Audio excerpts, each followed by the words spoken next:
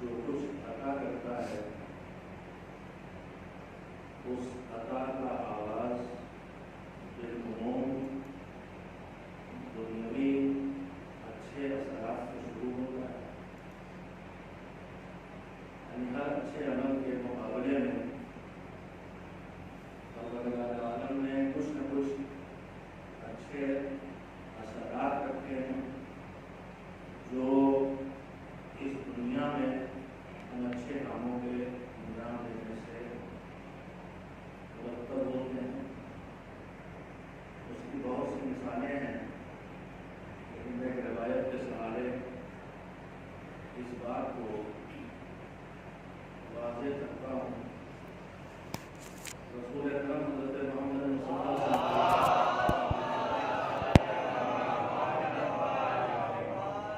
کی خدمت میں ایک شخص آیا اور اس نے آ کے یہ کہا کہ حضور میرے 6 مطالبات ہیں, میری 6 ضرورتیں ہیں, تمنائیں ہیں, چاہتا ہوں کہ وہ آپ کے ذریعے پوری ہو جائیں. حضور نے پوچھا کہ تجھے کیا درکار ہے؟ تو اس نے کہا میری سب سے پہلی تمنا تو یہ ہے کہ میرا پروردگار مجھ سے راضی ہو. ہاں کوئی بادشاہ ہوا ہے اور پوری روایت پڑھنا تو محسوس ہوتا ہے کہ بہت ہی بادشاہ ہوا. میں چاہتا ہوں کہ اللہ مجھ سے راضی رہے, لیکن ہم آپ سب چاہے جیسے ہوں, چاہے جتنے بگڑے ہوں, مگر کہیں نہ کہیں ہمارے علماء میں یہ بات تو ہے کہ ہم اللہ کو راضی رکھنا چاہتے ہیں, اللہ کو ناراض نہیں رکھنا چاہتے. اور اگر کوئی اللہ کو ناراض رکھنے کی ہمت رکھتا ہے تو پھر اس کو کوئی الیکشن میں کھڑا ہو جانا چاہیے. کچھ نہ کر پائے تو ہم کسی وقت متوجہ ہو گئے, اور اگر اسی کے الیکشن میں کھڑا ہو جائے تو وقت کی گارنٹی ہے. تو اس نے کہا میں چاہتا ہوں اللہ مجھ سے راضی رہے. اس کے بعد اس نے دوسری بات کہی کہ مسلم اللہ کو راضی کرنا بہت آسان بھی ہے, بہت مشکل بھی ہے. ہمارے جیسوں کے لیے مشکل ہے, اگر جو اللہ کی رضا کی فکر کر کے زندگی بسر کرتے ہیں ان کے لیے اتنا آسان ہے کہ بستر پر سو کے بھی اللہ کی رضا حاصل کریں. میں چاہتا ہوں کہ اللہ مجھ سے راضی رہے اور میں چاہتا ہوں کہ لوگ بھی مجھ سے خوش رہیں. اب جب دونوں باتیں ایک ساتھ ہیں کہ آپ اللہ بھی خوش رہیں اور بندے بھی خوش رہیں, تو پھر ہم یہ کہنا ممکن ہو جائے گا کہ دوسرا والا کام پہلے والے کام سے بہت مشکل ہے. اس لیے کہ اللہ کے لیے تو دعائے میں جملہ مولا علی کا ہے تو یا سریع و رضا ہے, جلدی سے راضی ہو جانے والے. ناراض دیر میں ہوتا ہے, راضی جلدی ہوتا ہے, اور بندے راضی دیر میں ہوتے ہیں, ناراض بہت جلدی ہوتے ہیں. چاہتا ہوں اللہ بھی راضی رہے اور بندے بھی راضی رہے, مخلوق خدا بھی راضی رہے. تیسری چیز کیا چاہیے کہ مجھے میری تیسری ضرورت یہ ہے کہ اللہ مجھے روزی میں وسعت اور برکت عنایت فرما. اور کیا چاہیے؟ اور مجھے لمبی عمر بھی چاہیے. اور کیا چاہیے؟ اور مجھے چاہے جتنی لمبی میری عمر ہو, مجھے اس کے ساتھ صحت اور تندرستی بھی چاہیے. اگر آپ غور کر لیں تو ایک انسان کو اس دنیا میں جو کچھ درکار ہے, ایک دیندار انسان کو, دنیا داری نہیں, ایک دیندار انسان کو جو کچھ درکار ہے وہ سب اس نے مان لیا. اللہ راضی رہے, لوگ خوش رہیں, روزی میں وسعت و برکت ہو, تندرستی اور صحت مندی برقرار رہے, عمر بھی لمبی ہو. اب ظاہر تو کچھ نہیں بچا, لیکن اس کے بعد وہ کہتا ہے کہ مجھے ایک چیز اور چاہیے. کہ وہ کیا مجھے آخرت میں آپ کا پڑوس اور ساتھ چاہیے, یعنی آخرت کی بھی آخری کوالٹی چاہیے. اس لیے کہ جہاں حضور صلی اللہ علیہ وسلم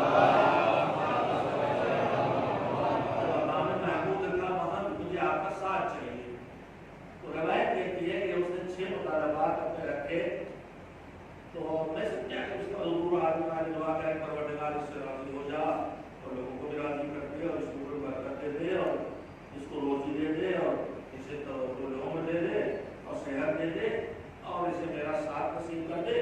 مگر حضور نے ہاتھ اٹھا کے دعا کرنے کے بجائے فرمایا کہ تجھے 6 چیزیں چاہیے تو تجھے 6 کام کرنا ہوں گے. میں روایت کو ذرا سے یہاں پہ روک کے اپنے مومنین اور مومنات سب سے بالخصوص اپنی بہنوں سے کہنا چاہتا ہوں کہ یہ سمجھ لے سیرت پیغمبر کے اس پیغام کو کہ 6 چیزیں چاہیے تو 6 کام کرنا ہوں گے. پیغمبر اس میں 2 پیغام ایک ساتھ دے رہے ہیں. کچھ چاہیے تو اس کے پانے کے لیے کچھ کرنا پڑے گا. خالی دعاؤں سے منتوں سے مرادوں سے ہونے والا نہیں. کچھ کر کے جو ڈیوٹی لگائی جائے اس کے بعد دعاؤں کی منزل ہے. جو ڈیوٹی لگائی جائے اسے کر کے منتوں اور مرادوں کی منزل ہے. بغیر کچھ کیے کچھ پانے کا امکان نہیں ہے. اور دوسری بات یہ فرمائی کہ کرنے میں بھی 6 چیزیں چاہیے تو 6 کام یعنی عمل کی دنیا میں پوری طرح باعمل بننا ہے. بے عملی کی چھوٹ نہیں دی جا سکتی. 6 ڈیمانڈز تو 6 کام. اب وہ کیا فرمایا کہ تو چاہتا ہے کہ اللہ راضی رہے تو اس کا نسخہ یہ ہے کہ اللہ کی اطاعت کر اور اس کی معصیت اور نافرمانی نہ کر. اسے الگ سے کچھ نہیں چاہیے. جو وہ کہے وہ کرتے جاؤ اور جن کاموں سے روکے ان کاموں سے روکتے جاؤ. جس کا مختصر ترین آسان زبان تذکرہ یہ ہے کہ جو کہے کرتے جاؤ یعنی واجبات چھوٹنے نہ پائے اور جس سے روکے اس سے روکتے جاؤ یعنی حرام کام ہونے نہ پائے. اتنا زندگی کا خیال رکھو کہ جو واجب ہے وہ نہ چھوٹے اور جو حرام ہے وہ نہ ہو تو اللہ تم سے راضی ہوگا. اسے الگ سے اور کچھ نہیں چاہیے. اور میں چاہتا ہوں کہ لوگ مجھ سے راضی رہیں. توجہ فرمائیں یہ پیغمبر کے بتائے ہوئے نسخے ہیں. لوگ مجھ سے راضی رہیں تو فرمایا اگر لوگوں کو راضی رکھنا ہے تو اس کے لیے نسخہ یہ ہے کہ اللہ نے ہم سب کو نعمتوں سے نوازا ہے. ہم سب کے پاس بے شمار نعمتیں ہیں اور نعمتوں کو ہم آج تک گن نہیں سکتے. خالی میں گفتگو کرنے میں جو بول رہا ہوں اس گفتگو میں اللہ کی کتنی نعمتیں میں استعمال کر رہا ہوں ابھی تو گنی ہی نہیں جا سکتی ہیں. گنی ہی نہیں جا سکتی تو پتا کہاں سے چلے گا. آپ سننے میں اللہ کی نعمتوں کو استعمال کر رہے ہیں ہمیں نہیں معلوم. بے شمار نعمتیں اللہ کے ہیں جن کا ہم استعمال کر رہے ہیں. ہمارے سب کے پاس نعمتوں سے اللہ نے ہم کو نوازا ہے. مگر ہوتا یہ ہے کہ اس نظام دنیا میں کوئی نعمت کسی کے پاس زیادہ ہوتی ہے کوئی نعمت کسی کے پاس کم ہوتی ہے. پیسہ مثلا آپ کے پاس زیادہ ہے مان لیجیے سچائی میرے پاس ہے. مثال کے طور پر کسی کے پاس علم زیادہ ہے تو پیسے سے محروم ہے. کسی کے پاس پیسہ ہے تو اس کے پاس علم نہیں ہے. کسی کے پاس پاور اور اقتدار ہے تو رشتہ داروں کی کمی ہے. کسی کے پاس رشتہ دار بہت ہے ماشاءاللہ لیکن مجبور سے انسان اقتدار نہیں اس کے پاس. تو نعمتیں اللہ نے بانٹ رکھی ہیں. کوئی نعمت میرے پاس کوئی نعمت آپ کے پاس کوئی نعمت ان کے پاس کوئی نعمت ان کے پاس دوسروں سے زیادہ ہے. لوگوں کو بڑا واقع بتایا ہوا نسخہ ہے. واقع نہ توجہ دے کارگر ہے. فرمایا لوگوں کو راضی رکھنے کا نسخہ یہ ہے کہ جو نعمتیں اللہ سے تمہیں ملی ہے ان کو دوسروں تک پہنچاتے رہو. تمہارے پاس پیسہ ہے ضرورت پر دوسروں کو پہنچاتے رہو. تمہارے پاس علم ہے ضرورت پر دوسروں کو پہنچاتے رہو. تمہارے پاس حکومت میں تعلقات ہیں ضرورت پڑنے پر دوسروں تک پہنچاتے رہو. تمہارے پاس جو اللہ کی دی ہوئی نعمتیں ہیں وہ لوگوں تک پہنچاتے رہو.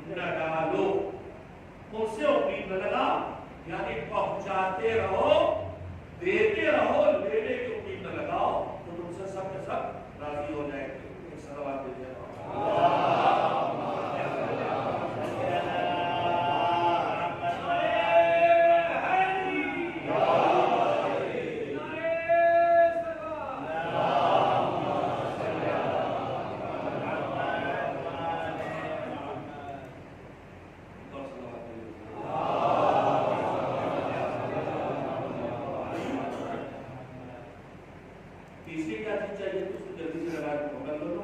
और भी कहना है और क्या चाहिए तुझे, कहा और मैं चाहता हूँ कि मेरी रोजी में बरकत हो, इजाफा होता है।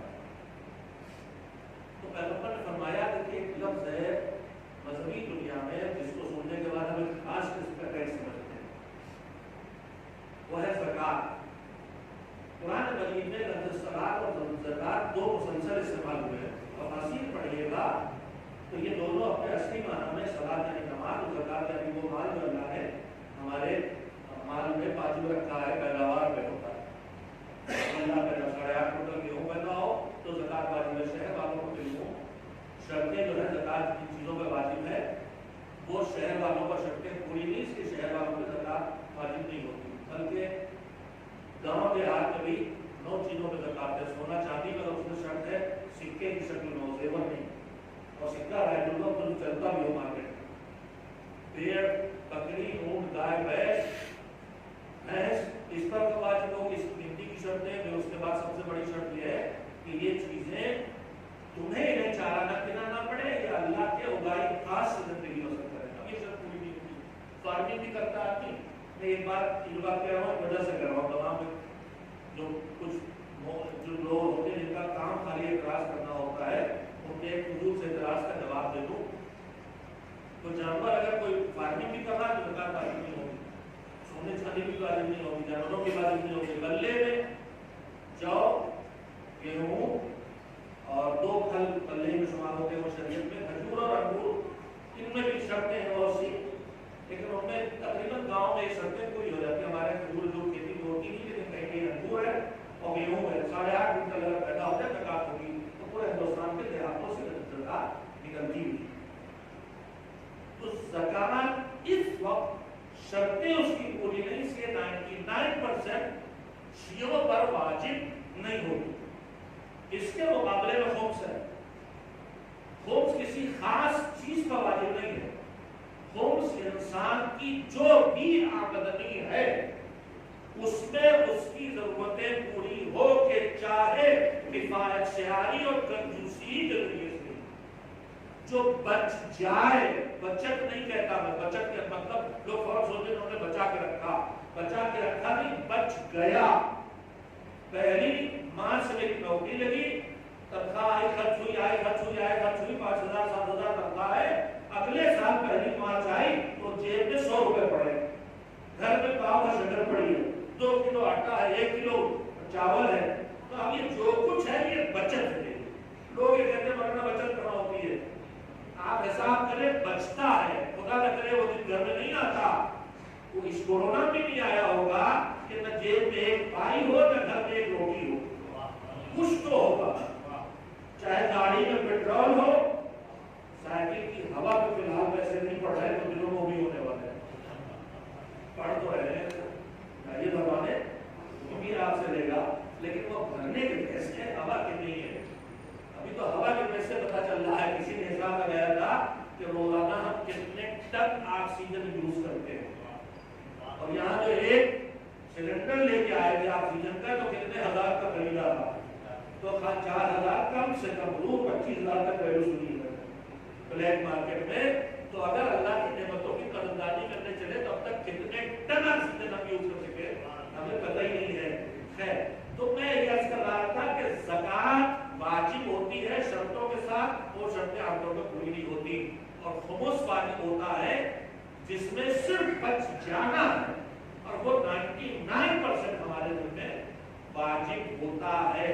मौलवियों पे इतराज ये किया जाता है कि साहब आप लोग खुमुस बहुत पढ़ते हैं, वो तो कुरान में एक ही बार आया है, और ज़कात बिल्कुल नहीं पढ़ते जब कुरान में लगाने के लिए मरतबा आया है। तो उसकी वजह यही है कि हम वो पढ़ते हैं जो कौम की जरूरत होती है, और हम फजूल में कौम का बर्बाद नहीं करना चाहते।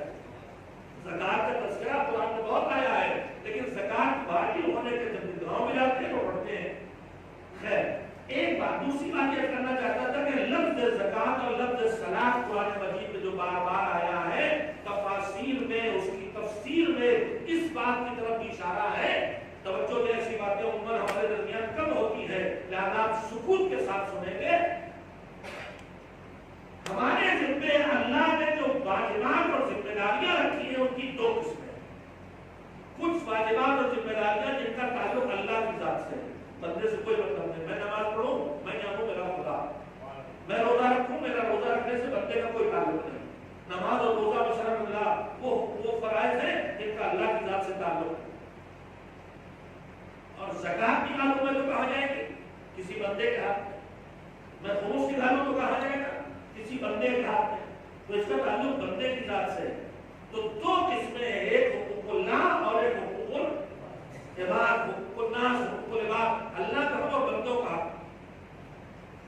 सलात, लफ्ज़ सलात जो कुरान में आया है वो अल्लाह के हुकूक की अदायगी की तरफ तवज्जो दिलाता है, और लफ्ज़ ज़कात जो कुरान में आया है वो बंदों के हुकूक की अदायगी की तरफ तवज्जो दिलाता है।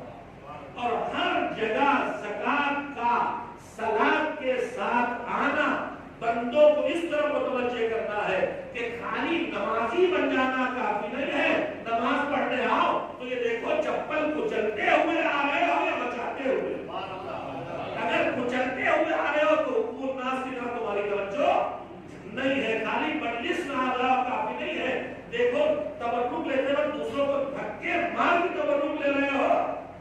ये सलीके से छोटी छोटी चीजें हैं जिनकी तरफ हम कम मुतवज्जे होते हैं मेरे अजीजों।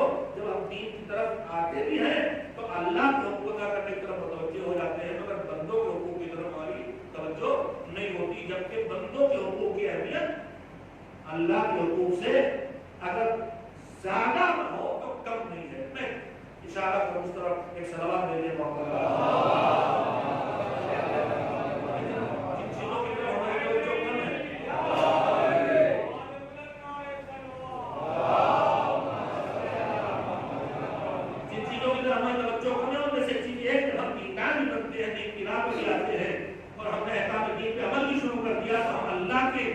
से जुड़े वाजिबात और मुस्तहबात की तरफ मुतवज्जे हो जाते हैं, मगर बंदों से जुड़े वाजिबात की तरफ मुतवज्जे नहीं होते। हमारा न जाने कितने बुजुर्ग जो मस्जिद के वाक़ई समय अव्वल के नमाजी होते हैं, लेकिन उनकी ज़बान माशरे में फितना फैलाती है।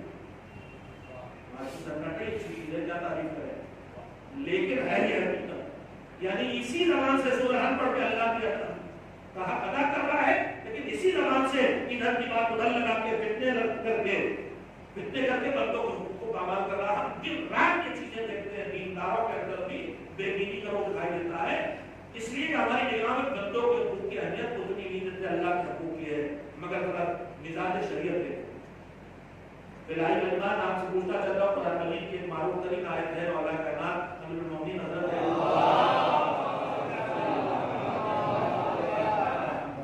आयत बिलायत बिस्मिल्लाहिर्रहमानिर्रहीम इन्नमा वलियुल्लाहु व रसूलुहु वल्लज़ीना युक़ीमुस्सलाता व युतूना ज़काता व हुम राकिऊन।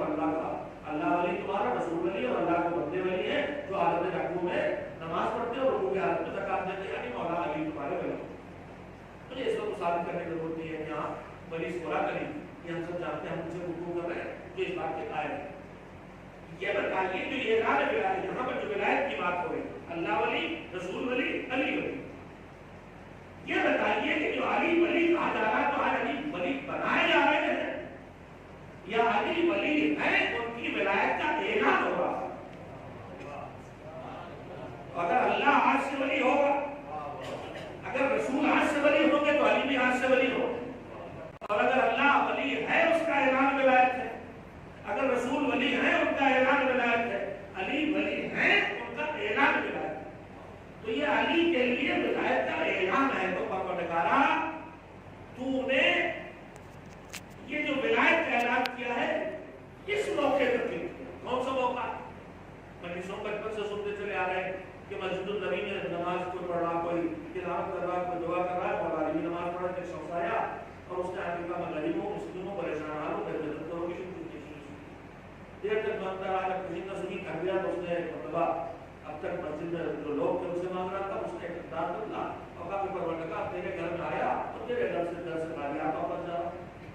और अली रुकू में थे, वहीं से इशारा किया, उंगली हरकत नहीं किया, मुट्ठी उतारी, उसने मुट्ठी उतारी, उधर उसने मुट्ठी उतारी, उधर रसूलुल्लाह को वही आई। रसूलुल्लाह मस्जिद में आए, आके उन्होंने से पूछा कि किसने दी मुट्ठी। अब यहाँ पे बचपन में मौलाना गुलाम नसीरुल्लाह मुहम्मद से सुना था, तो याद आ गया, सुना देता हूँ आपको इंशाअल्लाह, थोड़ा सा याद रहेगा। कहा जब किसी ऐसे के लिए, किसी بڑی خبر کو سننے کو ملے جس سے انسان کو بہت محبت ہو تو چہرے پہ خوشی کے جذبات آتے ہیں، اور خوشی کے جذبات آتے ہیں تو چہرے پہ سرخی آتی ہے اور لہجے میں جوش آتا ہے، اور یہی سرخی اور یہی لہجے کا جوش غصے میں بھی ہوتا ہے۔ دور سے آپ دیکھتے ہیں آپ کے سرخ چہرے سے کچھ جوشیلے چہرے بول رہا ہے تو آپ یہی سمجھیں کہ بگڑا ہے، غصہ ہے، پھر پتا چلے کہ غصہ میں بہت خوش ہے۔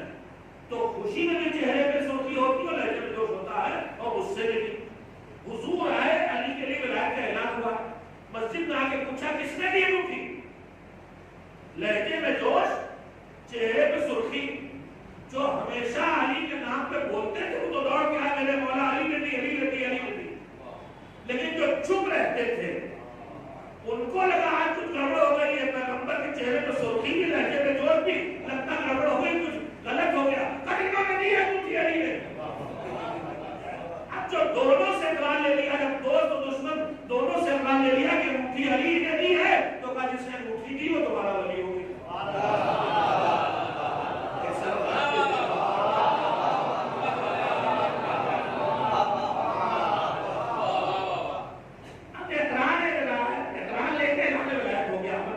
بڑھتا جا رہا ہے۔ ولایت کا اعلان کے لیے اللہ نے کون سا موقع منتخب کیا؟ اس وقت علی نے کیا کیا؟ نماز پڑھی ہے ایک کام، اور اس میں انگوٹھی بھی جسے اللہ کہہ رہا، زکات دی دوسرا کام۔ اس نماز کی یا اس زکات انگوٹھی لینے کی کیا خصوصیت ہے؟ پروردگار اگر بات نماز کی ہے تو یہ تو مسجد کے پرسکون ماحول کی نماز ہے، یہ تو علی کے بدن میں نہ کوئی تیر چبھا ہے نہ کوئی چوٹ لگی ہے۔ اگر نمازی کی بات ہے تو علی کے نماز تو وہ بھی دکھائی دیتی ہے کہ پیر میں تیر پیوست ہے اور نکالنے کے لیے چھوا جاتا ہے تو علی بے چین ہو جاتا ہے۔ پیغمبر نے فرمایا، حضور نے فرمایا کہ جب یہ نماز پڑھے تو اس وقت نماز میں اتنا میں ہو جائے کہ پیر سے تیر بھیج دینا نہیں پتہ نہیں چلے گا۔ تو مالک اگر نمازی پہ ولایت کا اعلان کرنا تو اس نماز کے وقت دے دیتا، وہ والی نماز جب پیر سے تیر نکل گیا اور پتہ نہ چلا۔ اور اگر بات خیرات کرنے کی ہے تو یہاں تو علی نے ایک انگوٹھی دی ہے۔ علی کی زندگی میں تو نہ جانے ایسے کتنے واقعات ہیں کہ بچے گھر میں بھوکے ہیں، قرض لے کے آ رہے ہیں، بچوں کی بھوک مٹانے کے لیے راستے میں دیکھا عمار بیٹھے کا کیا بات، مقدار بیٹھے کا کیا بات، کا گھر میں بچے بھوکے ہیں، اپنے بھوکے بچوں کو بھول گئے، ان کے بھوکے بچوں کے لیے رقم کی حوالے کر دی۔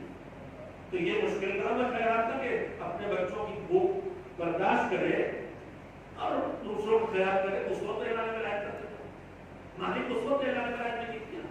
اس موقع پہ کیا خصوصیت ہے کہ نماز پڑھتے ہوئے جو زکات دی تو اعلان ولایت کر دیا۔ تو سنیں ہم لوگ، میں نے ابھی کہا کہ اللہ نے جو ہمارے اوپر واجبات رکھی ان کی دو قسمیں، ایک ہے اللہ کا اور ایک ہے بندوں کا۔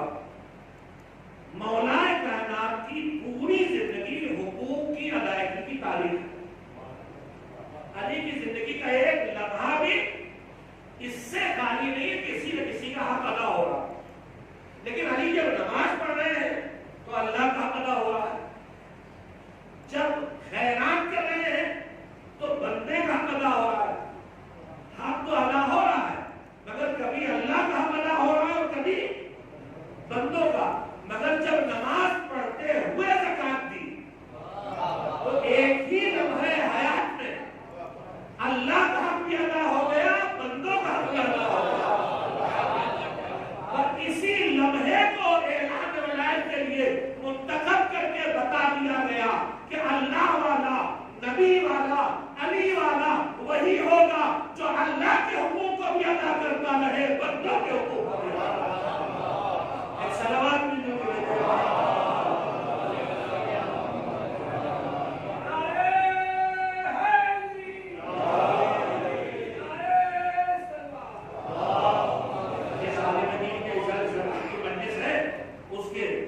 جتنا میں بچپن سے ان کی نوجوانی سے جانتا ہوں، سلطان مدارس میں طالب علم تھے، میں ان آدمیوں میں طالب علم تھا، فاصلہ تھا ہمارا ان کے عمر میں کافی، لیکن اس وقت سے واقف ہو۔ میرے عزیزوں، ابھی جو نظم تعلیمی پڑھی گئی اس میں بھی اس بات کی طرف اشارہ کیا گیا کہ ایک طرف پیشانی پہ سجدوں کے نشان اور دوسری طرف سب کے ساتھ خوش اخلاقی کا برتاؤ، جو اور خوش مزاجی کا برتاؤ جو کم سے کم ایک مومن پر مومن کا حق بنتا ہے۔ رسول اکرم حضرت محمد مصطفیٰ صلی اللہ علیہ وسلم نے فرمایا کہ تم دوسروں کے ساتھ ہمیشہ اپنے مال سے اس میں سلوک کرو، تمہارے بس کی بات نہیں، کتنی آدمی کہیں نہ کہیں کم پڑ جائے گا۔ فرمایا یہ ممکن نہیں کہ تم نعمتوں سے اللہ کی ہمیشہ دوسروں کے ساتھ اس میں سلوک کرو، لیکن تمہارے پاس کیا کم ہو جائے گا؟ اگر مومن کے سامنے جاؤ تو لبوں پہ تبسم لے کے جاؤ، کم سے کم اتنا برتاؤ ہمارا ایک دوسروں کے ساتھ ہونا ہی چاہیے۔ خیر، تو میں نے بات سے بات کرتی گئی، میں نے کہا اللہ جو دیتا ہے وہ دنیا میں دینا شروع کرتا ہے اور آخرت تک جاتا ہے۔ اس میں ہمارا ہدف کیا ہو کہ ایصال ثواب جو ہم کر رہے ہیں تو کیا پہنچانے آئے ہیں اللہ، مرحوم تک کیا پہنچانے آئے ہیں، ادھر متوجہ کرنا میرا مقصود تھا۔ تو میں نے عرض کیا کہ دنیا میں اللہ جو دیتا ہے اس میں میری سنا رہا تھا کہ کہا اگر تمہیں مال میں اضافہ چاہیے تو زکات، یعنی اگر ہماری روزی میں کمی ہے تو اس روزی کے بڑھانے کا ذریعہ اس میں اللہ نے جو واجبات رکھے ہیں ان کو ادا کرنا۔ زکات کا مطلب صرف زکات ہی نہیں ہے، چاہے زکات ہو، چاہے فطرہ ہو، چاہے خمس ہو، تم اپنے مال کے واجبات نکالو گے اللہ تمہارے مال میں اضافہ کرے گا۔ اس کے بعد اس نے کیا کہا ہوتا مجھے لمبی عمر چاہیے، تو کہا لمبی عمر چاہیے تو اللہ نے رشتے بنائے ہیں ان رشتوں کو جوڑ کر کہا، اور مجھے لمبی عمر کے ساتھ صحت اور تندرستی بھی چاہیے۔ کہا اگر صحت اور تندرستی چاہیے تو اللہ کی راہ میں صدقہ دو، یعنی جو تمہارے اوپر واجب نہیں ہے خرچ کرنا اسے بھی خرچ کرو۔ صدقے کا مطلب خالی 2 روپے نکال دینا نہیں، صدقے کا مطلب ہر وہ کارج ہے جو واجب نہ ہو ہمارے اوپر، پیسوں سے کیا جائے تو بھی صدقہ، علم سے کیا جائے تو بھی صدقہ، بدن کی طاقت سے کیا جائے تو بھی صدقہ، تعلقات سے کیا جائے تو بھی صدقہ۔ جو میرے اوپر واجب نہیں ہے، ماں باپ لاچار ہے ان کی روزی واجب نہیں، لیکن اگر واجب نہیں بھی ہے جن کی روزی میرے اوپر، پڑوس میں کوئی غریب ہے میں اسے دوں، تو یہ جو صدقہ ہے یہ کیا کرے گا؟ یہ مجھے تندرستی عطا کرے گا۔ تو کتنی چیزیں اس کو چاہیے تھی کہ دنیا میں آپ سب بھول بھال گئے ہوں گے، اس لیے کہ یہی عمر تو آپ کا کام آتا ہمارے کہ آپ یہی بیٹھ کے بلاتے رہتے، ہم بھی پوچھ لیتے ہیں چلو آسان ہے۔ نمبر 1 اللہ راضی رہے، کیسے راضی رہے گا؟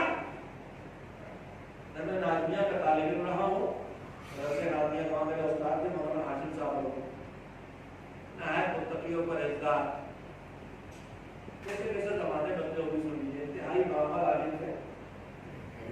وہ دور وہ تھا جب اول وقت نماز ہمارے یہاں جانی ہی نہیں لگی، 3 4 5 بجے پڑھی جاتی تھی نماز وغیرہ سے، میرے بچپن میں ہم تو سن لیے یار، وہ اکیلے اول وقت 12 ساڑھے 12 بجے نماز پڑھتے تھے تو ہم سوچا کرتے سچ کیا آپ سے پورے بزرگ ہیں ہماری نوجوانی میں یہی حال ہماری قوم کا بہت بدلاؤ آیا اول وقت نماز تک ہم پہنچ گئے، تھوڑا اور آگے بڑھنا ہے کہ اول وقت نماز جب آئے تو اول وقت نماز ہی ہو، کچھ اور نہ ہو، اور آگے بڑھنا ہے۔ دینی شعور کی ضرورت ہے کہ اللہ نے جس کام کو جس وقت کہہ دیا وہ اسی وقت کرو، اور اس کی گنجائش دینے کی چاہے جب کرو چاہے جب کرو، جو بالکل اول وقت والی چیز مہیا کرتی اس سے کسی چیز کو ٹکراؤ نہیں۔ اب بھی نہ سمجھو تو سن لیجیے، جملے میں کسی بہت اچھے جملہ کہا ہے کہ نماز برکت عزاداری ہر وقت، ایک صلوات بھیجیں محمد۔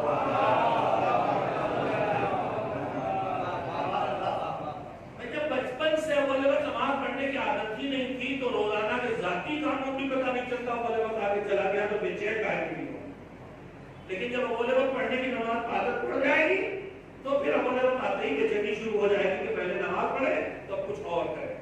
اور روایات یہ بھی کہتی ہے کہ اگر تم نے اول وقت نماز چھوڑا، ہماری نماز کو چھوڑا اپنے کسی کام کے لیے، تو وہ نماز اول وقت چھوڑ کے جو تم اپنا کام کرنے جانے والے ہو وہ ہونے والا نہیں۔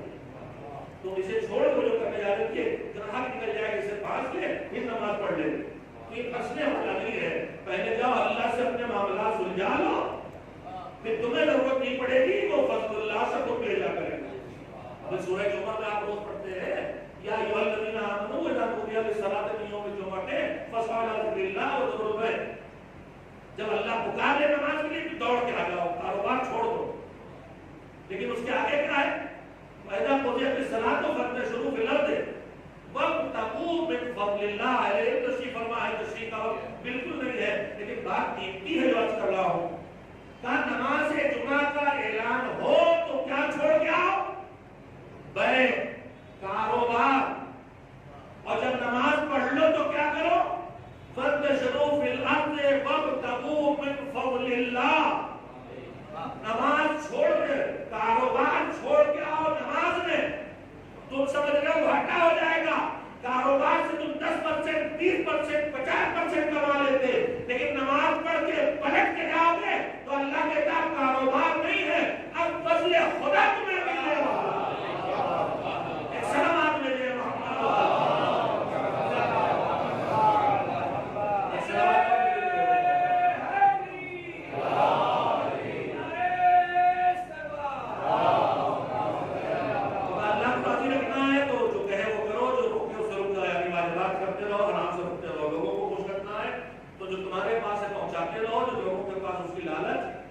اسے پانے کے چکر میں نہ پڑو.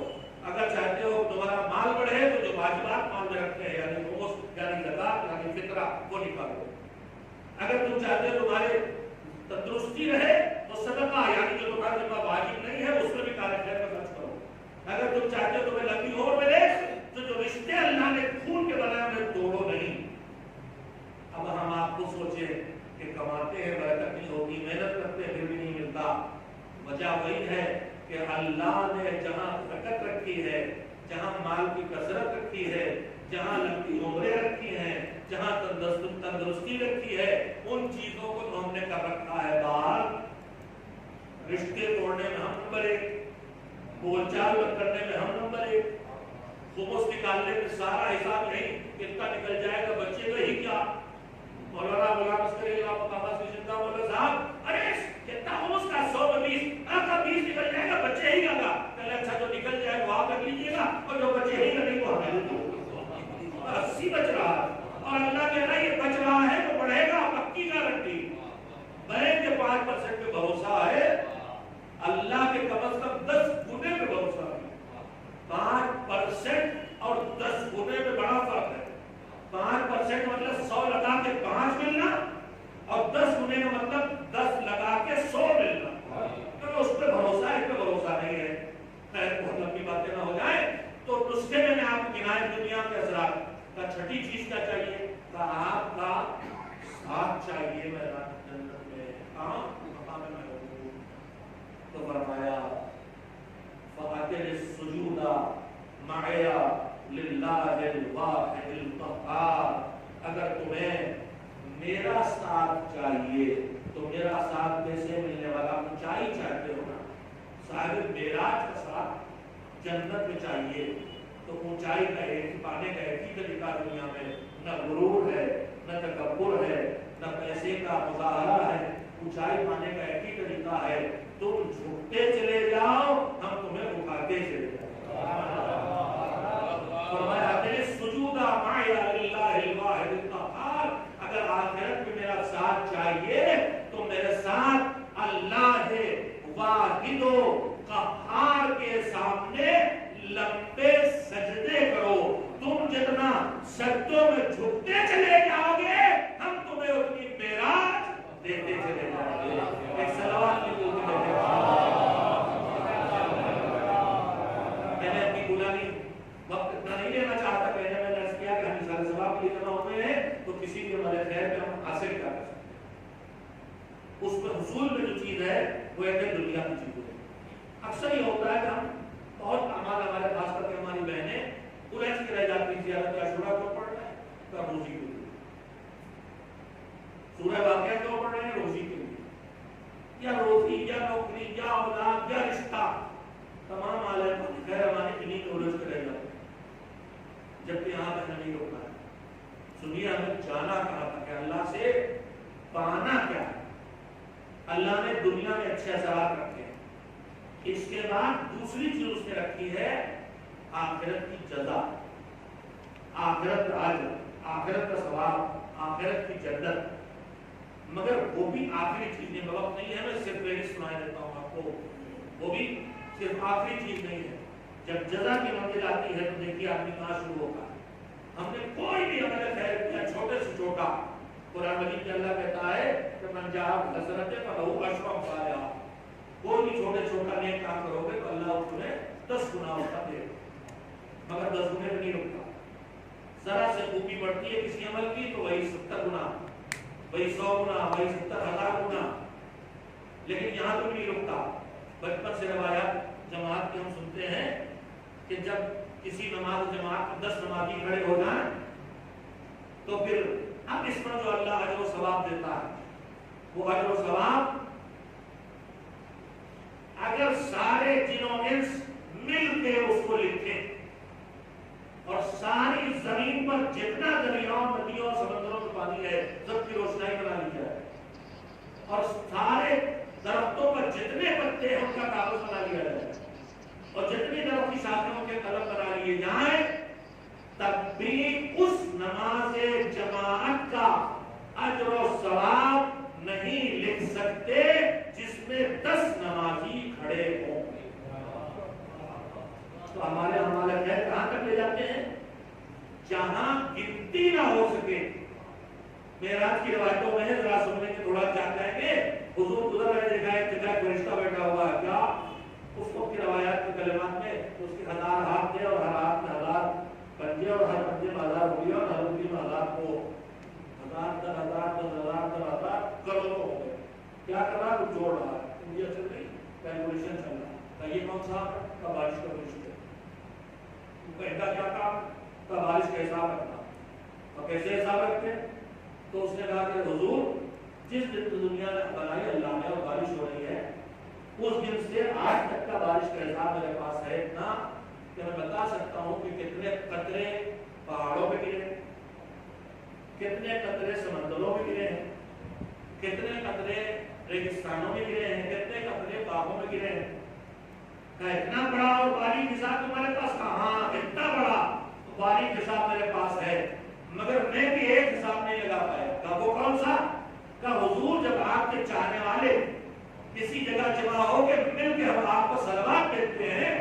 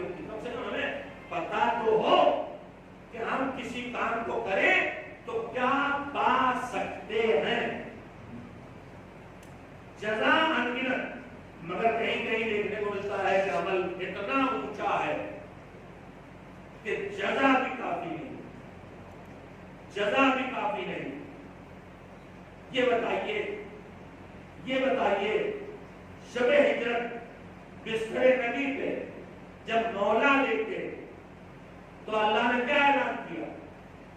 اللہ نے نہیں کہا کہ ہم انہیں جزا اتنی دے رہے ہیں. اللہ نے کہا من الناس من یشری نفسہ ابتغاء مرضات اللہ، لوگوں میں وہ بھی ہے کہ جو اپنے عمل کے بدلے میں اپنے نفس کے بدلے میں اللہ کی رضا تک پہنچ جاتے ہیں. تو رضائے پروردگار مومن کی زندگی کا وہ ہدف ہونا چاہیے جس کے لیے وہ دنیا کے ہر عمل خیر کو انجام دے. اتنی دیر کی گفتگو کا میرا یہ ہے. میں اس کا ثبوت اور دے دوں. سورہ توبہ کی آیت ہے بسم اللہ الرحمن الرحیم وعد اللہ المؤمنین والمؤمنات جنات تجری من تحتها الانہار خالدین فیہا ومساکن طیبۃ فی جنات عدن ورضوان من اللہ اکبر وذلک هو الفوز العظیم.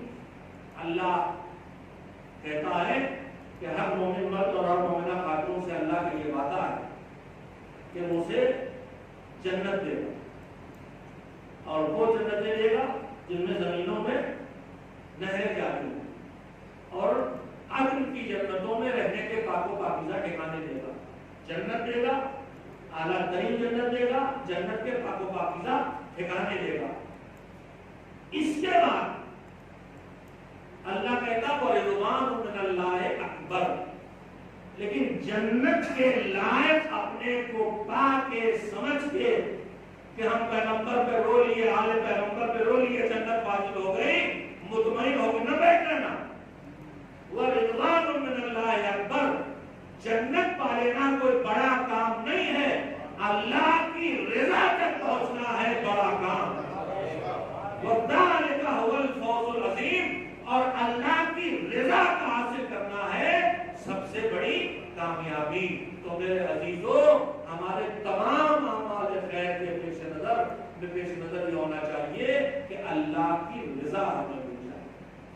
اب جزا ہو یا دنیا کا کوئی اچھا اثر ہو یا اللہ کی رضا ہو، ہمارے عمل سے کب ملے گی؟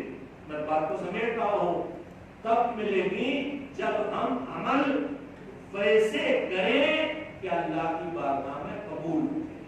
توجہ دیکھیں، میں نے محنت کی ہے اور آپ سے محنت لی بھی، لیکن ایک پیغام پہنچانے کے لیے صرف ہمارا کسی نیکی کا کر لینا کافی نہیں ہے کہ ہم کچھ بھی کر ڈالیں تو اللہ سے ضرور دلوا دیں گے چیز۔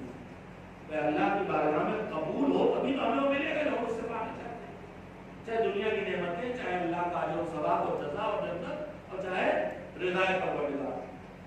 ان میں سے کچھ بھی تب ملے گا جب وہ نیکی ہماری قبول ہو۔ نماز پڑھے تو قبول ہو، اگر ہم تلاوت کریں تو قبول ہو، اگر ہم مجلس کریں تو ایسی کریں کہ قبول ہو۔ یہ تو ہے نہیں کہ ہم نے کر ڈالا تو اللہ مجبور ہے قبول کرنے۔ ہمارے کسی بھی عمل پر ہمیں کچھ بھی ملے گا تو تب جب وہ قبول ہوگا۔ قبول ہونے کی شرطیں ہیں جن کے اس وقت گنانے کی گنجائش نہیں ہے، میں فہرست کے طور پر چھوٹی چھوٹی چیزیں گنا دینا چاہتا ہوں۔ قبول ہونے کی پہلی شرط یہ ہے کہ اللہ نے جو کام جیسے کہا ہے ویسے کیا۔ اللہ کسی اور طرح کہے اور ہم کسی اور طرح کریں تو قبول ہونے والا نہیں۔ اللہ کہتا ہے 2 رکعت نماز پڑھو، 1 رکوع کرو، اس میں 2 سجدے کرو اور رکعت۔ اب میرا موڈ ٹھیک ہے، میں نے کہا آج میں رکعت نماز پڑھوں گا 4 سجدوں والی، 2 رکوع والی، تو قبول ہو؟ قبول نہیں ہوگا۔ اللہ جیسے کہے ویسے کرو، جب جو کہے اس وقت وہ کرو۔ کرنا کافی نہیں ہے، ویسے کرنا جیسے اللہ کہہ رہا ہے۔ تو یہ ہے قبول ہونے کی شرط۔ اور بھی قبول ہونے کی شرط ہے نیتی اور الہیت، دکھاوا نہ ہو، ریاکاری نہ ہو، نام کا چکر نہ ہو، اللہ جیسے کہہ رہا ویسے ہو، اللہ جیسے کہے ویسے کرو، اور جو جب کہے وہ تب کرو۔ اب حج کے زمانے کو کیا حج واجب ہے؟ میں شاید ایسے ہو گیا کہ حج کا سوال ہے، میرے اوپر حج واجب ہے اس سال، تو 9 ذی الحجہ سے 12 ذی الحجہ تک میرے اوپر حج کے اعمال ہے، اور اس سے پہلے حج کا سفر ہے، اور اس کے بعد حج سے واپسی کا سفر ہے۔ اب میں حج کو چھوڑ دوں کیوں؟ کئی آپ کو ضروری کام ہو کر لیں، حج اگلے سال انشاءاللہ کرنا۔ اب اللہ کی اس وقت تمہاری اوپر ڈیوٹی کیا ہے؟ حج کرنا ہے۔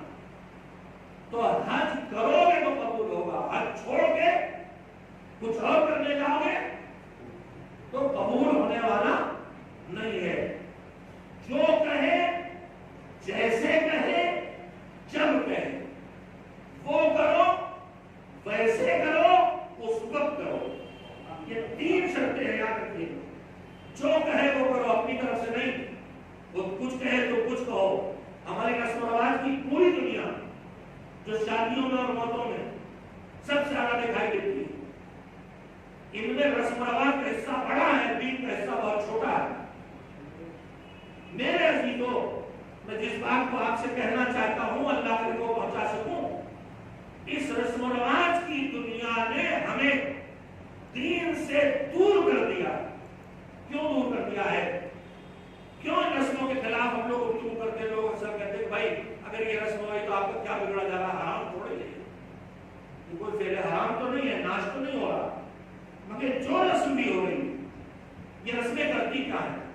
ایک صلوات بھیجیں تو جلدی سے. موت کی رسمیں، موت کے واجبات میں تو صرف وقت موت قبلہ کو بیٹا دینا اور اس کے بعد اسے غسل، کفن، غنوط اور دفن، یہ واجبات. مستحبات میں صدقہ دینا لگے گا، تلاوت کرنا ہے، یا دنیا کے کوئی بھی کارج ہے کیا جا سکتا ہے. مرنے کے بعد بھی مستحب واجبات میں ہے اس کے قرض کو چکانا، چاہے اس کا قرض اس کا مال کا قرض ہو، کسی سے لیا ہو، یا خمس یا زکات واجب ہو اس پہ، یا بدن کا قرض ہو، چاہے نماز واجب ہو نہ پڑھی ہو اگر کسی وجہ سے ان کا چکانا ہے. یہ پہلی چیز.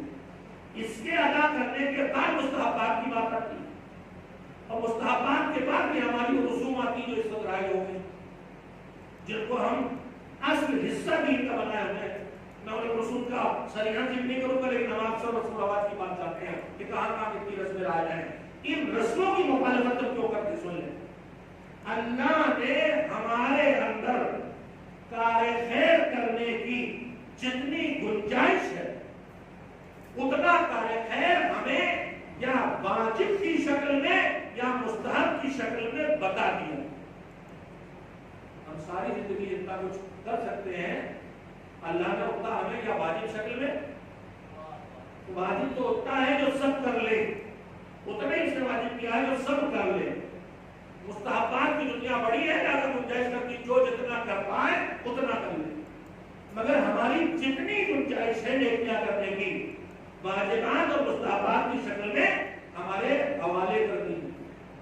اب اگر ان واجبات اور مستحبات ان کو بھی ہم پورا نہیں کر پاتے، شب قدر کے اعمال میں ہم انجام دینے لگتے ہیں، تو ایک کتاب کا ہے توبۃ العوام آپ لے لیں، آپ کو چاہے مفاتیح الجنان، اس میں جتنا لکھا ہے آپ گھر میں نہیں کر پاتے، اور جتنا اس میں لکھا ہے وہی مستحب نہیں ہے، اس کے علاوہ بھی ہے، اتنا بھی نہیں کر پاتے. تو جتنا ہم کر سکتے ہیں پوری گنجائش بھر اللہ نے ہمارے دل میں ایک بہت توجہ کی ضرورت ہے آپ کی. اگرچہ بات کافی تھک چکے ہیں لیکن میں بات قیمتی کر رہا ہوں، توجہ فرمائیں. تو اللہ نے ہماری کیپیسٹی، ہماری گنجائش بھر نیکیاں ہمیں پہلے سے بتا دی ہیں. اب میں مثال تو بات آسان ہو جائے. گھر میں ہمارے کتابوں کی الماری ہے، اس کتابیں ہیں، کھسا کھس بھری ہوئی الماری. اب اس میں ایک کتاب رکھنے کی گنجائش نہیں ہے. اب میں 4 کتابیں اور خرید کے لایا، میں اسی الماری میں رکھنا چاہتا ہوں، تو جب میں وہ 4 کتابیں اور اسی الماری میں ٹھوسوں گا تو کیا ہوگا؟ جب میں انہیں کتابوں کو ٹھوسوں گا تو 2-4 کتابیں چھلیں گی، ٹیڑھی ہوں گی، اور پھر بھی گنجائش نہیں بنے گی کنارے والی جب تک گر نہ جائے. تو جتنی گنجائش جب وہ پہلے سے فل ہے تو اس میں جب میں کتابیں بھروں گا تو 2-4 کتابیں گریں گی تو یہ والی آئیں گی. میرے عزیزوں، جب میرے وجود بھر اللہ نے واجبات اور مستحبات انجام دینے کے لیے مجھے پہلے سے دے رکھے ہیں، اب اگر اس میں رسم و رواج بڑھاؤں گا تو کہیں نہ کہیں سے کوئی مستحب اکیلا جائے گا یا کوئی واجب اکیلا جائے گا، تب یہ رسم و رواج انجام پائیں گے. اس لیے رسم و رواج کو پہچان سے اس سے بچنا ضروری ہے، اور واجبات اور مستحبات کو سمجھ کے اس کا انجام دینا ضروری ہے. ایک صلوات کی ضروری ہے. سارے سوال میں جس سے بات کر رہا ہوں ہم کو کرنا چاہتے ہیں جو اللہ کی بارگاہ میں قبول ہو. قبول ہونے کی شرطوں میں یہ ہے کہ جو کہے وہ کرو، جب کہے تب کرو، جیسے کہے ویسے کرو. میں نے آغاز کلام میں جو آپ کی خدمت میں حدیث پڑھی جب میں چھٹے امام حضرت ترجمہ کروں. یہ حدیث کی ارشاد چھٹے امام کا نہیں لکھتے، جو ان کے ارشادات تھوڑے تھوڑے سے کلمات کی تبدیلی کے ساتھ کئی معصومین نے جملے فرمائے ہیں کہ شیعہ من فاضل طینت، ہمارے شیعہ ہماری طینت کے بچے ہوئے حصے سے. میں طینت کا ترجمہ مٹی نہیں کروں، اس لیے کہ جو خلقت ان کی ہے، جو ان کی طینت ہے، ہمیں نہیں معلوم، اس میں نور بھی ہے، نور ہی ہے بلکہ. اب ہم اس کے بچے حصے سے ہیں، تو جب اس طینت کے بچے حصے سے شیعہ ہیں تو پھر اس کے نتائج جو ہے ان میں سے ایک نتیجہ یہ ہے کہ یفرحون لفرحنا ویحزنون لحزننا. جب ہم خوش ہوتے ہیں تو ہماری خوشی میں خوش ہوتے ہیں، اور جب ہم محزون اور رنجیدہ اور غمگین ہوتے ہیں تو وہ ہماری خوشی میں محزون اور رنجیدہ اور غمگین ہوتے ہیں۔ میرے عزیزوں، شیعہ ان کی تینت کے بچے حصے سے بنے، لہذا اس کے کچھ اثرات مرتب ہوں گے۔ وہ اثرات کیا ہوں گے، ذرا توجہ فرمائیں۔ ہم نے آپ کے بچپن میں اتنے سال اکثر دیکھا ہوں کہ ہم نے آپ کے بچپن میں جب اماں روٹی پکاتی تھی، امی روٹی پکاتی تھی تو آٹا گوندھا ہوتا ہے، اماں یہ میٹھی ٹکیاں پکا رہی ہیں، انہوں نے آٹا بھی ڈالا، اس میں گھی بھی ڈالا، شکر بھی ڈالی، جو چیزیں ڈالی، گوندھ گاندھ کے ٹکیاں بنا ڈالی۔ لیکن اس کے بعد کچھ وہ تسلا جس میں آٹا گوندھا جاتا تھا، کچھ اس میں سوندا رہ گیا، کچھ ہاتھوں بھرا رہ گیا، تو وہ تسلا صاف سوکھ کر کے ہاتھوں چھڑا بڑھا کے چھوٹی سی ٹکیاں بنتی تھی، اور اس کے امیدوار ہم لوگ ہوتے تھے، کرکری اور مزیدار ہوتے تھے نا، وہ ٹکیاں کھائی۔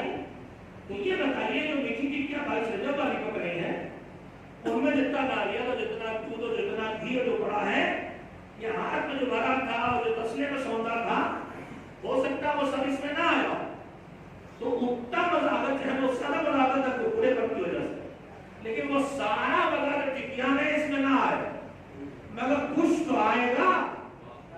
اب سنیے، ہمارے شیعہ ہماری بچی تینت سے بنے ہیں، وہ نور، وہ ایمان، وہ نہ آئے گا تم میں، مگر اس کی جھلکیاں تو آئیں گی۔ اب کہیں صداقت کی جھلکی دکھائی دے گی، کہیں علم کی جھلکی دکھائی دے گی، کہیں شجاعت کی جھلکی دکھائی دے گی، اور تمہارا پورا معاشرہ ہمارے وجود کی جھلکیاں بن جائے، یہی تمہارے شیعہ ہونے کا تقاضا ہے۔ ایک سلام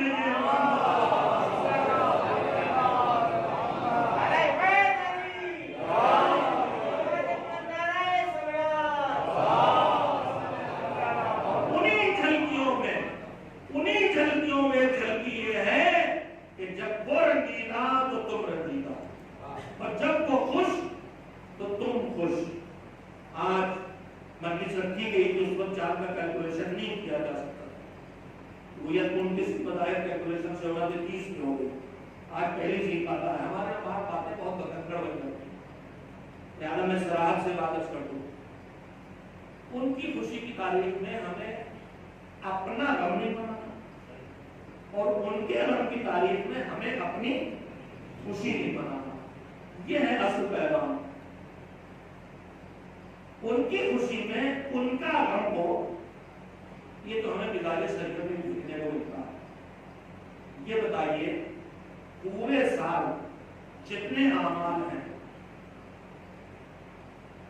شب عید الفطر، عید الاضحیٰ، 27 رجب، 23 رمضان، شب قدر، سال بھر کے دیکھ ڈالیے، غم کی تاریخ ہے نہیں، خوشی کی تاریخ، بیست کی تاریخ، 15 شعبان، 23 رمضان، شب قدر، اس کے بعد جتنی خوشی کی تاریخیں دیکھ ڈالیے، ساری خوشی کی تاریخوں میں آپ کو جو اعمال لکھنے ملیں گے، ان میں ساری دعاؤں، تلاوت، نماز، دعا، مناجات جو بھی لکھا ملے، اس کے ساتھ ایک عمل لکھا ملے گا، زیارت حسین۔ یعنی ان کی خوشی کے دنوں میں بھی غم حسین کا اہتمام اللہ نے کیا۔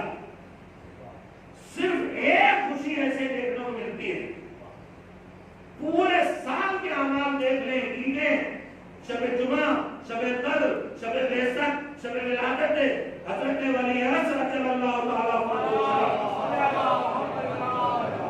سب میں زیارت حسین ہے۔ بس ایک خوشی اللہ نے خالص رکھی ہے جہاں زیارت حسین بھی نہیں ہے، اور وہ خوشی کا دن ہے غدیر کا دن۔ غدیر میں آپ کو زیارت سید الشہداء لکھی نہیں ملے گی، تو ان کی خوشی میں خود حسین کا غم شامل ہوا۔ ہم سے کہا گیا ہے کہ ان کی خوشی میں تم خوش ہو گئے، یعنی اپنی خوشی، ان کے غم میں تم اپنا خوشی نہیں کرو گے، اور ان کی خوشی میں اپنا ظلم نہیں کرو کہ ہم غم حسین کریں تو یہ ان کے مزاج پہ ناگوار ہونے والا نہیں ہے. کہ اس کے باوجود اگر دونوں چیزیں ہم سامنے رکھیں کہ آج مثلا آج معصوم کون کی ولادت ہے, جناب فاطمہ بنت موسی بن جعفر علیہ السلام, ان کی ولادت تاریخ پڑھ گئی ہے چاند کی تبدیلی کی وجہ سے. لوگ حالات سمجھے بغیر, لوگوں کی مجبوریاں سمجھے بغیر مجلس کرنے والا, مجلس پڑھنے والا مفتی بن کے جان کھانا شروع کر دے. یہ کیا کر دیا آپ نے صاحب, ارے بھائی جان بوجھ کے نہیں رکھتی, مگر ہمارا مزاج یہی بنا ہوا ہے کہ جان بوجھ کر کرتے اس پہ کبھی پریشان نہیں ہوتی, اور جو غلطی سے ہو جائے اس کو بڑا اتم مچاتے ہیں. جان بوجھ کے نمازیں قضا کرتے ہیں کبھی پریشان نہیں ہوتی, لیکن غلطی سے بھی ہاتھ سے قرآن چھوٹ کے گر جائے, ارے مولانا کوئی کفارہ ہو تو بتا دیجیے. نہیں بھیا, اس کا کوئی کفارہ نہیں. جب پوچھنے بھی آتے ہیں کفارہ بھی پوچھتے ہیں, کفارہ پوچھتے ہیں. حج میں ایک صاحب آئے, کچھ غلطی کی تھی, پوچھنے لگے کہ ہم نے کیا اس کا کیا کفارہ ہوگا. تو طالب جوہری علامہ طالب جوہری علامہ بیٹھے کہنے لگے اعوذ یہ ہے کہ پکڑا جاتی ہے, کفارے کی بات کی ہے احمد کے لفظ بھئی کفارہ ہے. صلوات میں کرنا چاہتا ہوں, کبھی کبھی ہمارے معاشرے میں تو پہلے کے خبر کے خوب اماموں کی ولادتوں کی تاریخیں آگے نکل جاتی ہیں اور ہمیں پتہ بھی نہیں چلتا. میں نے ایک برڈے میں شرکت کی, شہادت امام کی تاریخ تھی, میرے سے تاریخ مجھے بھی نوٹ کرائی گئی, اب لکھ لی میں نے, اور جب وقت آیا دیکھا ولادت اور شہادت, ان کی لاکھ خوشامد کی کہ بھیا یہ اہتمام کم کر دو, مت کرو, لیکن خیر چلیے. تو ابھی تک ہمارا دور یہ تھا کہ ہمیں پتہ ہی نہیں چلتا تاریخ کی گزر. اب ذرا علماء نے ادھر متوجہ کر دیا کہ بھائی ولادت کے موقع پر خوشی مناؤ, شہادت کے موقع پر غم مناؤ, تو اس کی قیامت کھڑی کر لی ہے, حرام جیسا بنا دیا کہ اگر ولادت کی دن مجلس ہو گئی تو بچے سے کوئی حرام کر ڈالا. میرے عزیزو ایسا نہیں, ایسا نہیں. اچھا یہی ہے, اچھا یہی ہے کہ یہی کیا جائے. اس کی خوشی کے دن خوشی کا ہو, اپنے غم کا نہ ہونے پائے, اور ان کی غم کا دن غم کا ہو, ہماری خوشی کا دن نہ ہونے پائے. میں بہرحال ہمارا اصل مقصد یہی ہے کہ ایصال ثواب, اور ایصال ثواب میں اللہ کی رضا اصل ہدف ہے, اور اللہ کی رضا اس میں اپنے جذبات یا اپنے دل کی بات کی بجائے دیکھا جائے کہ یہاں دین مذہب, دین و مذہب کی نگاہ میں اللہ کی رضا کدھر ہونے کا زیادہ امکان, تو شاید اللہ کی رضا ہونے کا امکان ادھر زیادہ ہو کہ آج خوشی کے دن ہم اس گفتگو کو ان کے تذکروں پہ ختم کر دیں اور مسائل کے تذکرے نہ کریں. میں کوئی فتویٰ دے رہا ہوں, نہ میں کوئی حکم شریعت جو عقلی بات شریعت کو سمجھ کے واس کر رہا ہوں, اس کا استفتاء کیا جا سکتا ہے. ولادت کے دن کے مجلس سے حسین حرام ہے, میں نہیں سمجھتا کہ کوئی فتویٰ جائے گا.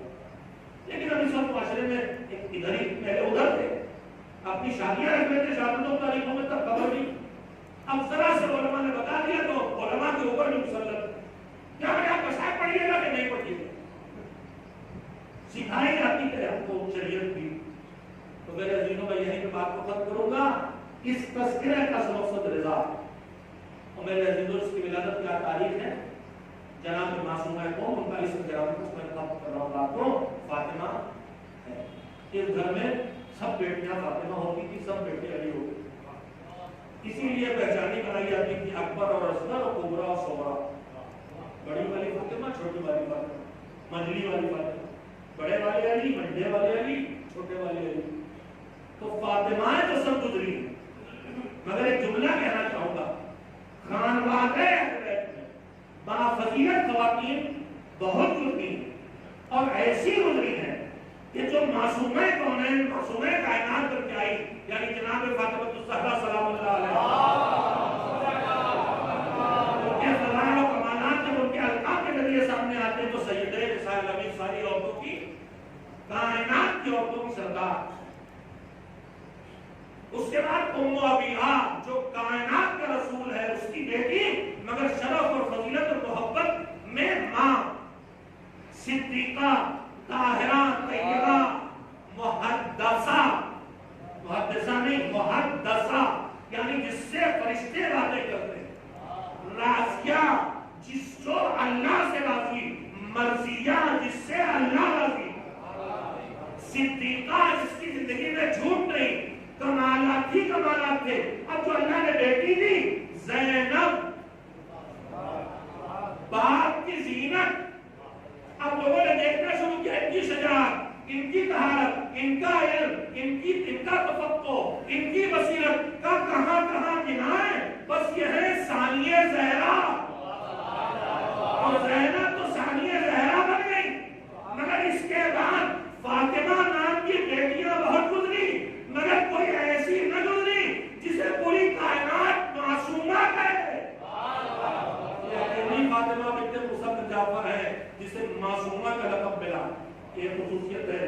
دوسری خصوصیت یہ ہے کہ یہ وہ مومنہ اور وہ اس خانوادے کی خاتون ہے کہ جن کے زیارت کا حکم تو دیا ہی ہے معصوم نے، اس کے ساتھ ساتھ کلمات زیارت بھی معصوم کی طرف سے فراہم ہوئے، حتیٰ کہ جناب زینب سلام اللہ علیہا یہ بھی تو ہم لوگ زیارت پڑھتے ہیں، وہ زیارت معصومین سے مروی نہیں، وہ علماء نے تیار کی، اور جو اکثر امام صاحبوں کی زیارت کے لیے جاتے ہیں وہ زیارتیں معصومین سے روایت نہیں ہے، ان کے فضائل و کمالات دیکھ کے ان کے لیے علماء نے وہ سلام تیار کیا، وہ زیارت تیار کی ہے، لیکن معصومہ قوم کے لیے ان کی خصوصیات اور فضائل میں فضیلت یہ ہے کہ حکم کیا ہے کہ ان کی زیارت کو جاؤ، اور اس کے بعد دوسری خصوصیت یہ ہے کہ معصوم سے انہیں کلمات کی زیارت ملے ہیں۔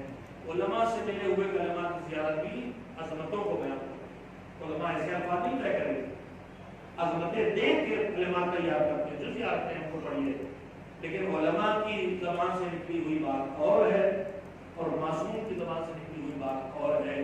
شرف معصومہ قومین سنیے، اسی زیارت کا جملہ ہے یا فاطمہ اشفعی لی فی الجنہ فإن لک شأن من الشأن عند اللہ شأن من الشأن، اے فاطمہ بنت موسی جعفر آپ جنت میں میری شفیعہ بن جائیں، جنت کے لیے میری شفیعہ بن جائیں۔ اس لیے معصوم کی زبان میں کلمات ہیں، اس لیے کہ آپ کے لیے اللہ کی بارگاہ میں ایک مخصوص شان ہے جو دوسروں کو نصیب نہیں ہے۔ میں یہیں پہ ختم کرتا ہوں دست بدعا ہوتے ہوئے کہ وہ بہن جو اپنے بھائی سے ملنے نکلی تھی اور راستے میں شہید کر دی گئی، پروردگار تجھے اسی مظلومہ کا واسطہ ہمارے اس ذکر کو قبول فرما، اور جس کے سال ثواب کی مجلس سے اس تک پہنچا دے۔ پروردگار جس عالم دین کی دنیا سے رخصتی ہوئی ہے اس کے وارثوں اور بچوں کو صبر عنایت فرما، پروردگار انہیں محمد و آل محمد کی شفاعت عنایت فرما، پروردگار جتنے اعمال خیر انجام دیے جا رہے ہیں اعمال خیر کی سال ثواب کے لیے انہیں قبول فرما اور ان کے درجات کو عالی فرما۔ ہم میں کوئی معصوم نہیں ہے، ہم سے لغزشیں ہوتی ہیں، پروردگار کوئی مغفرت توبہ اور استغفار سے رہ گئی ہو تو ہماری طرف سے ان کے لیے استغفار کو قبول فرما، ان کی مغفرت فرما، انہیں جوار معصومین میں جگہ عنایت فرما، انہیں وادی السلام میں جگہ عنایت فرما، انہیں تو نے انشاءاللہ ان میں شامل کیا ہوگا کہ جن سے ملنے حسین آتے ہیں۔ پروردگار ہر قدم پہ حسین کی شفاعت ان کے بھی شامل حال فرما، ہم سب کے بھی شامل حال فرما۔ مالک حسین کا وارث جو زمین کا منتظر، ظلم و ستم کے نام پر ناظر، بے چین اور مضطرب، کس طرح حالات فراہم ہوں، کس طرح ظلم سے زمین کو پاک کیا جائے، مالک حالات فراہم فرما، ظہور کے آثار فراہم فرما، ہمیں اپنی ذمہ داری ادا کرنے کی توفیق عنایت فرما، اور زمانے کے امام کو ظہور عنایت فرما، ہمیں ان کی بارگاہ میں حاضری کے عنایت فرما۔ ایک بار سورہ ہم اور 3 بار سورہ توحید کی تلاوت فرما کے مولانا سید عمران حیدر عابدی کی روح کو